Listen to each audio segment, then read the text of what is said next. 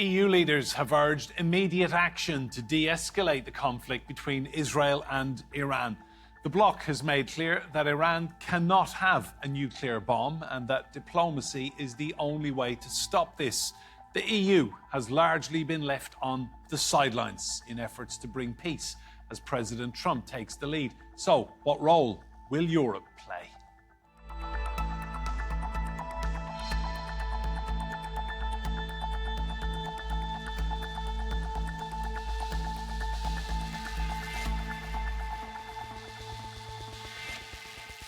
Hello and welcome to Roundtable. I'm Enda Brady. Now, Europe found itself left out in the cold after Israel launched its surprise attacks on Iran last week.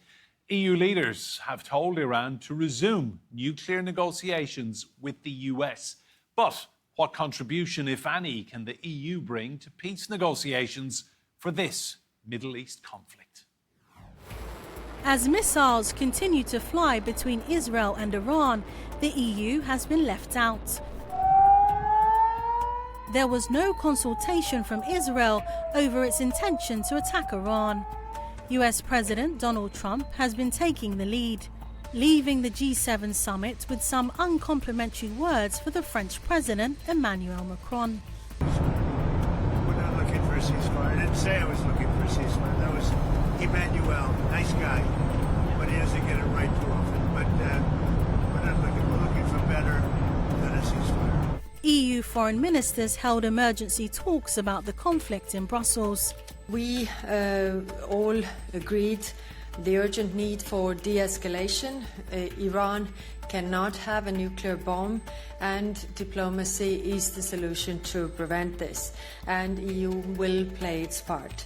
The EU played a key role in the 2015 Iran nuclear deal.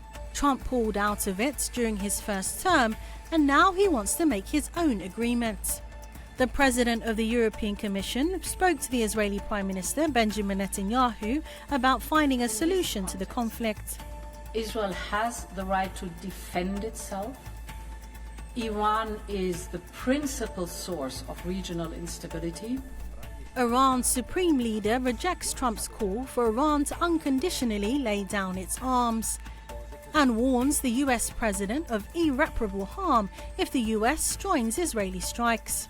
But with Trump supporting Israel's airstrikes targeting Iranian nuclear sites, how can the US find peace in the Middle East? And will the EU find a way to be a part of the peace process? Well, let's meet our guests. I'm delighted to say here with me in the studio we have Adam Bolton. He is the political journalist and broadcaster, and Shabbir Razvi, an economist and political commentator. And joining us from Geneva in Switzerland, we have Gunilla van Hol. She's foreign affairs correspondent at the Swedish daily newspaper Svenska Dagbladet. You're all very welcome to this roundtable. Adam, to you first of all, President Trump was clearly given a heads up about everything that's been going on for the best part of a week now. Not one single European leader was told anything. Yeah, I think that's the case. Although, it has to be said that Trump was a key actor in this, and clearly he was not looking for this outcome initially of Israel mounting an attack. He was still engaged, hoping last weekend to have further peace talks. But obviously he's in touch with the Israelis, and once Israel committed to this war, which is now 4 or 5 days older, the Americans were then going to follow it. I mean, what we don't know is, he made these rather ominous remarks that he had to leave the G7 early on the first day because something big was going to happen. He also said on the plane that a ceasefire was not good enough. So clearly the implication is that there has to be Iranian disarmament. And it appears that he is saying if basically Iran doesn't give up its nuclear program, the implication is that America might well support an attack with B-52s and bunker busters to do that.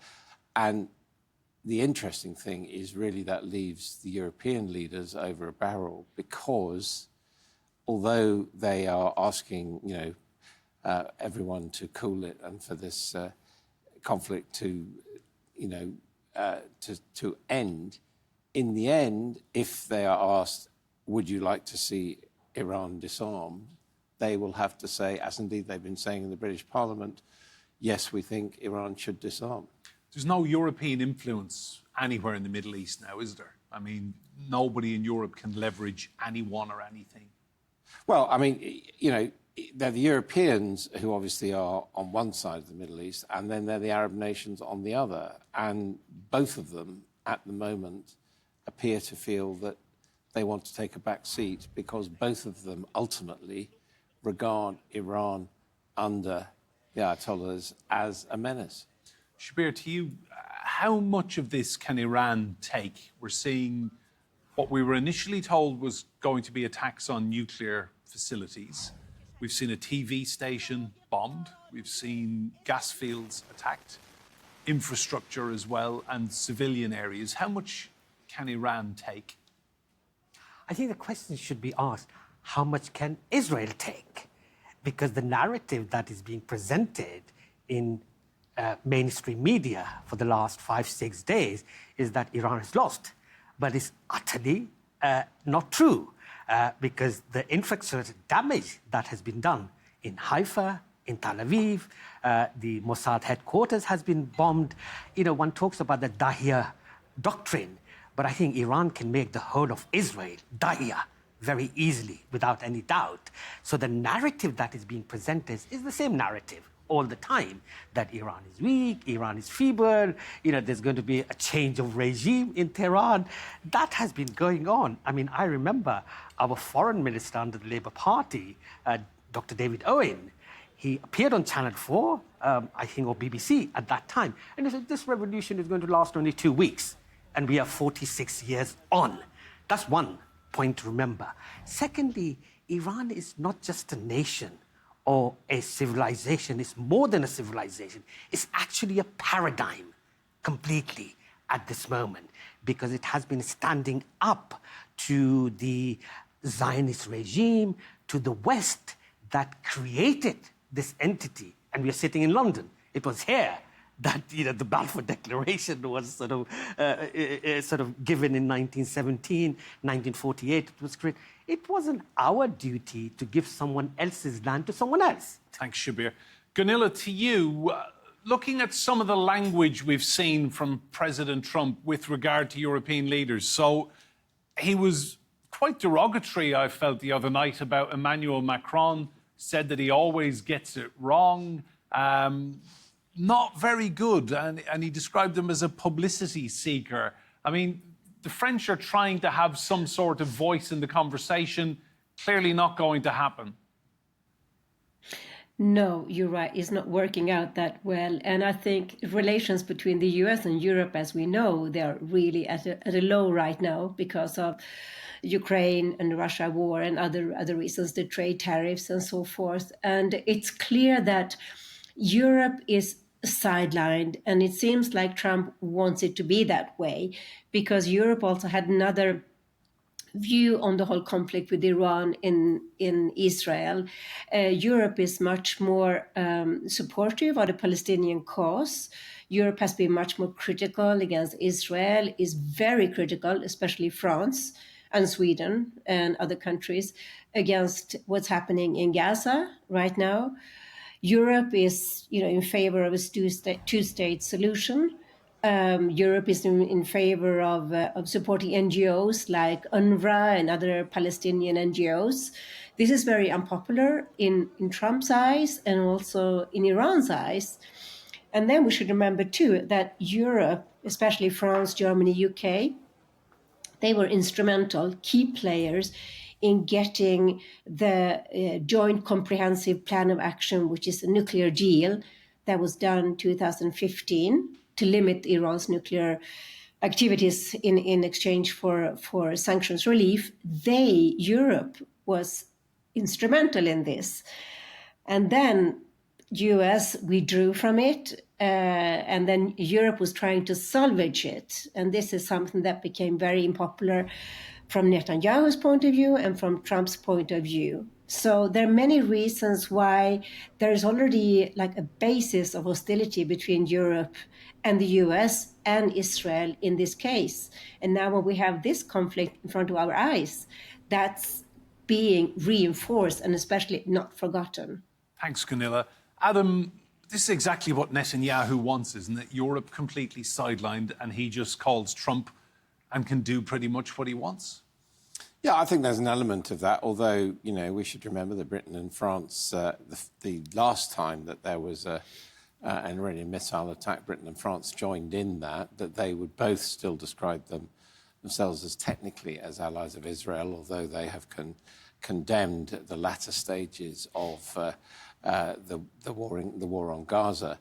But I think, you know, listening to both the other panelists, that in a sense that is a view of the world as was, and there's an argument in Washington that this is a moment of great change, that, like it or not, the Israeli response to October the 7th against Hamas, against Hezbollah, to a certain extent against the Houthis, although the Americans have done that, have changed the balance in the whole of the Middle East, and that there is an opportunity. I appreciate what's been said about the longevity and the strength of the Iranian regime, but at the moment, Israel has established effective air superiority, so it can bomb at very little cost what it wants in Iran. The installations, you know, as far as the death toll so far, something like 10 to 1, something like 250 Iranian kills, something like 25 Israelis. So this is a moment where, you know, people in Washington, and I'm not saying I want this to happen, and nor do they necessarily all, but there is a feeling that there might be an opportunity, in spite of Trump's reluctance to get into conflict, that he might see an opportunity to back Israel, to destroy the nuclear program in Iran, and thereby rewrite the map of the whole thing. And I do keep on saying that, you know, we have to remember that Iran is detested by most of the Arab nations, who are quite happy to see this regime degraded. Just come in on that, Shabbir. Iran detested by other nations in the region. As far as the Arab regimes are concerned in that part of the world, whether it is Sisi or whether it is King Abdullah of Jordan, they can have a revolution in their own countries literally overnight because they are so brutal to their own people. And you know it very well, how Sisi has been for the last 10, 12 years after getting rid of Morsi and is in power. It's a dictatorial regime. But because he's a buddy of Israel and the West, nothing. There's no problem at all. Equally, there's no problem at all. I think your picture of Iran as a paradigm is somewhat contradicted. You know, first of all, if you're talking about agents operating, there was an assassination last night of the head of the army. And we have seen uprisings, repeated uprisings, against the regime in Iran. You know, there was the Green Revolution, there was the girls' protest. It's not a question that I appreciate when a country is attacked. It may respond, but, you know, we're already hearing from the BBC Iranian service, Persian service, you know, many people in Tehran saying, you know, we are fleeing the capital, we do not support this regime. Equally, there's some who say the other thing. So this notion that it's a united, strong nation, I think, is a little overdone, and certainly that it has all these sympathisers elsewhere. And it's clearly being tested. Like, this surely is Netanyahu's strategy to keep bombing and divide the Iranian public? Well, of course, but there is division in Israel also. You know, one doesn't talk about that, how much division there is in Israel itself. The Orthodox Jews don't want to join the army. They've been sort of, you know, Netanyahu under criminal charges. And one sort of paints a picture that is hunky-dory. Israel is a very united nation. I don't think there's but much... Israel is always divided. Iran is always... Look, I don't think there's with much all due division. respect, I did keep quiet when you were saying, so please let me continue. No, but honestly, if I don't think in Israel there is much division. There is a lot of division, I agree. I don't think there's much evidence of division on destroying Iran's nuclear program. Well, of course there isn't division because Iran stands for the oppressed people of the world. And we, Britain and the Europeans, have been oppressors for the last 400 years on this planet. Let's bring back in Gunilla. Gunilla, who in Europe do you think can put some pressure on President Trump or be an influencer to kind of get him to rein Israel in? Who do you think we should be looking towards in Europe to do that? I mean, is this something Keir Starmer could do, for example? Keir Starmer, Macron, I think is going to be very difficult. Keir Starmer, perhaps. We have Germany. We have perhaps also countries that, like Hungary, Czech Republic, Austria, they're more sympathetic to Israel, perhaps, but they are also, on their side. We need to have the main countries in Europe, and it's today I see it very, very difficult that Europe could really put pressure on Trump. The other issue is that Europe has enough right now with the other war, Ukraine and Russia should not be forgotten. That is the priority for Europe, but of course there is a worry that there will be a wider regional war, dragging in Lebanon, Syria, Iraq, the Gulf countries. That could trigger refugee flows. It could also have an impact on the energy market in Europe. Of course, there's a big worry that the Strait of Hormuz will be closed. 30% of the global oil trade going through the Strait of Hormuz. So what would happen to oil prices? So there is a big worry, but I think that Europe seems somehow now paralyzed and it's divided. It doesn't have a unified view on this conflict and on what relations to have with Israel and Trump. Adam, Gunilla mentioned oil prices. We're seeing evidence of this already. Is that a concern for European consumers watching from afar? A lot of people will be initially thinking, well, this has very little to do with us.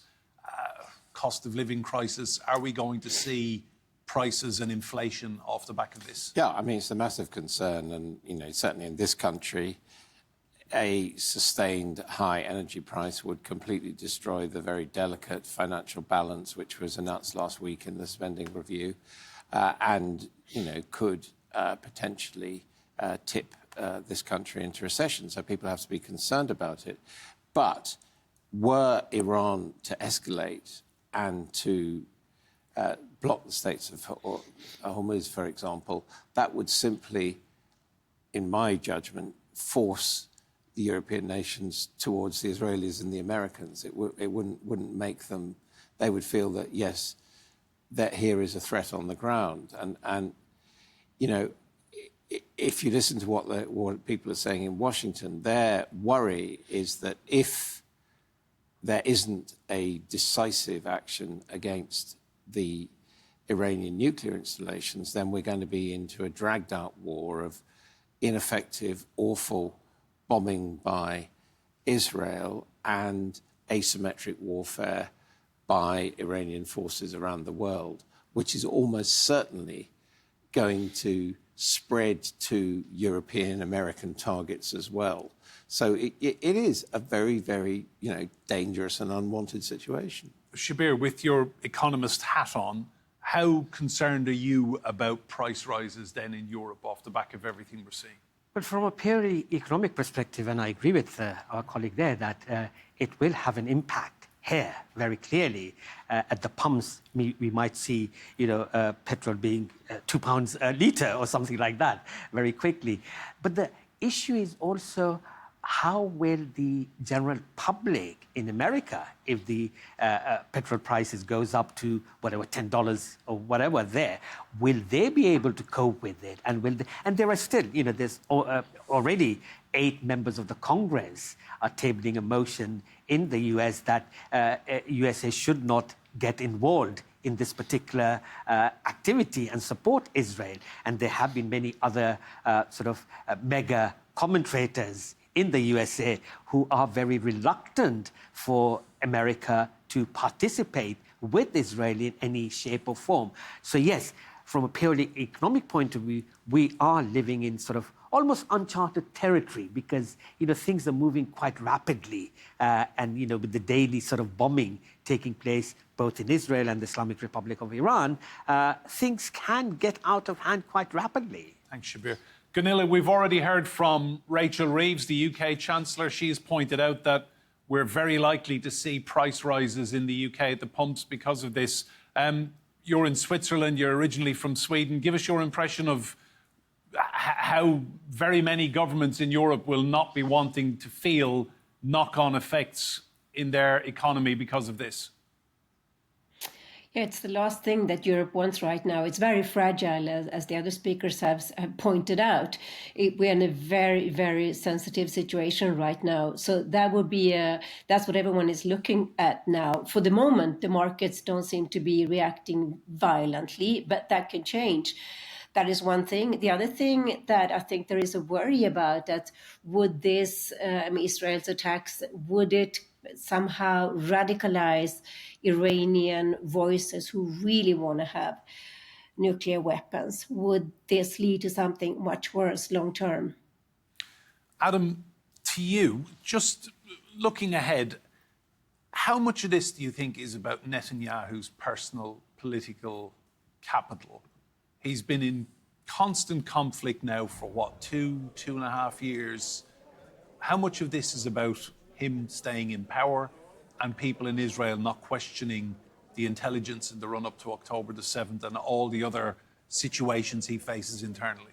I think we're way beyond that now. I think, you can certainly argue that the response, the initial response to October the 7th was, highly political, was about surviving. But the consequences of the extended conflict in Gaza, the extension of that to the Lebanon in the case of Hezbollah, and now opening up the front with Iran. I mean, it doesn't really matter almost what Netanyahu thinks about his future. It's not going to stop now. Israel is not going to stop in the position in which it finds itself. But you are right. If Trump were to get what sometimes he says he wants, which is ceasefires and agreements all round, it is pretty clear that Netanyahu would be extremely vulnerable politically and, in an election might be unlikely to win it and certainly might have to face the courts. But I don't think that really is the fundamental motivation of Israel now. I think there is an agreement in Israel that there is an opportunity to secure themselves as they see it in perpetuity from what has been a massive set of threats over the past 70 years. Shabbir, your take on Netanyahu's actions and thinking? It's a good question. Everyone sort of brings it down to that it's Netanyahu. But I think from Ben Gurion down to Ben Gvir, the mindset is exactly the same. Whether Benjamin Netanyahu goes and Naftali comes in or any other character, because the recent survey showed that 82% of the Israelis felt that Israel wasn't doing enough in Gaza to destroy the people on that entity. Just imagine if 82% of the Muslims said they supported ISIS, you and the whole media will be saying that, these are a bunch of lunatics, Muslims. Why don't we say the same about the Zionist entity's population, which says that 82% of them feel that the Zionist entity has not done enough in Gaza? Thanks, Shabbir. Final point to you, Gunilla.